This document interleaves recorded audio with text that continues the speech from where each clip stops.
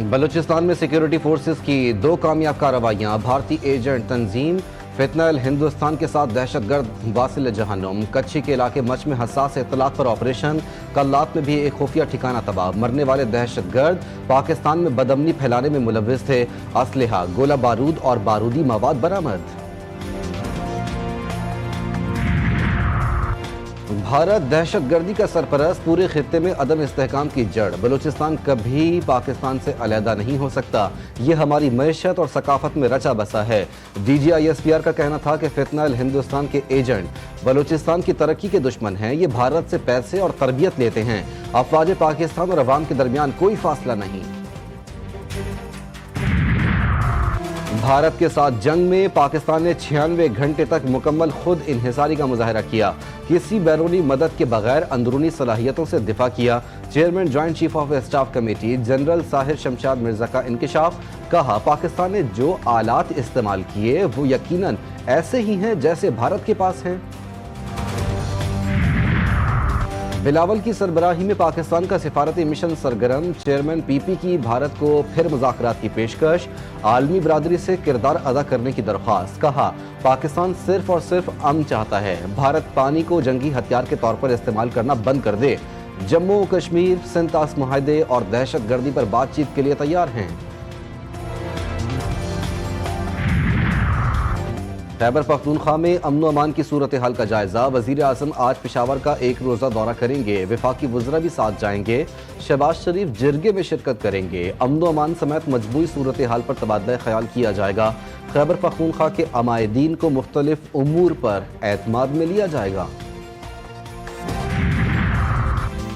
रावलपिंडी के थाना रवात में कार सवार 4 मुल्ज़िमान का क्राइम कंट्रोल डिपार्टमेंट और पुलिस पार्टी पर हमला। 2 तरफा फायरिंग के तबादले में 2 अफराद जख्मी, हालत में गिरफ्तार। मसरूका कार और असलहा बरामद। CPO सैयद खालिद हमदानी कहते हैं, शहरियों की जान और माल पर हमला करने वाले कानून की गिरफ्त से नहीं बच सकते।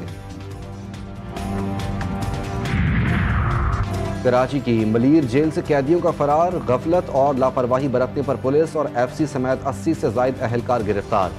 वजीर आला सिंध मुराद अली शाह कहते हैं, कैदियों को बैरकों से बाहर निकालने का फैसला गलत था।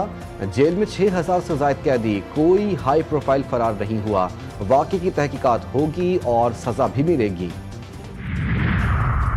और कराची के इलाके डिफेंस में शहरी पर तशद्दुद। सलमान फारूकी और उवैस हाशमी सिटी कोर्ट में पेश। अदालत ने 2 दिन के जिस्मानी रिमांड पर पुलिस के हवाले कर दिया। आइंदा समाअत पर मुकदमे की पेशरफ रिपोर्ट भी पेश करने का हुक्म। मुल्जिम सलमान फारूकी की जानिब से दरख्वास्त जमानत दायर। अदालत से बाहर ले जाने के दौरान वकला के मुल्जिमान को मारो के नारे। रूस यूक्रेन जंग जारी। यूक्रेन ने रूस में 5 मकामात पर एयर बेसिस ड्रोन को निशाना बनाया। मुतादिद रूसी तैयारे जलकर राख।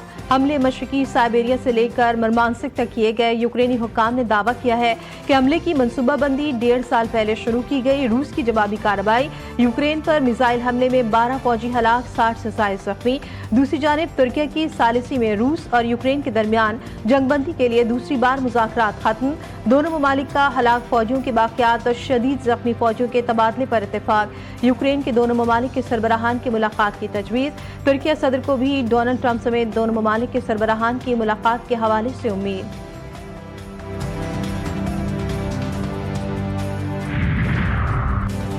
मुल्क के बेशतर इलाके शदीद गर्मी की लपेट में हैं। सिब्बी में दर्जे हरारत 49 डिग्री, जैकबाबाद 47, दादू 46, नवाबशाह 47 और लाहौर में 42 डिग्री सेंटीग्रेड रिकॉर्ड। कराची में दर्जे हरारत 37 है मगर महसूस 40 से ऊपर हो रहा है। महकमे मौसमियात ने 6 से 15 जून तक सिंध और बलूचिस्तान में शदीद हीट वेव की पेशगोई कर दी। दूसरी जानिब बलाई खैबर पख्तूनख्वा, शिमाल मशरकी पंजाब, गिलगित बल्तिस्तान और कश्मीर में कहीं कहीं गरज चमक के साथ बारिश। मुजफ्फराबाद, गढ़ई, दोपट्टा, DI खान और DG खान में बारिश के बाद अब जानवरों की कुर्बानी के लिए उनके दांत और वजन परखने का जमाना गया। जदीद टेक्नोलॉजी ने कुर्बान गाह में भी एंट्री दे दी। जानवरों का भी शनाख्ती कार्ड बनेगा। कराची के एक ज़हीन नौजवान ने बनाई है एक ऐसी मोबाइल ऐप जो जानवरों की शनाख्त करती है, वो भी उनकी नाक से। बुलेटिन में आपको दिखाएंगे रिपोर्ट।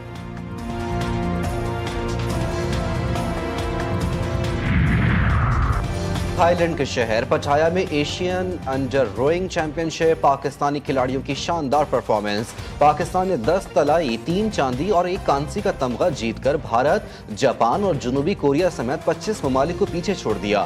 آڈیٹوریم پاکستان زندہ باد کے نعروں سے گونج اٹھا.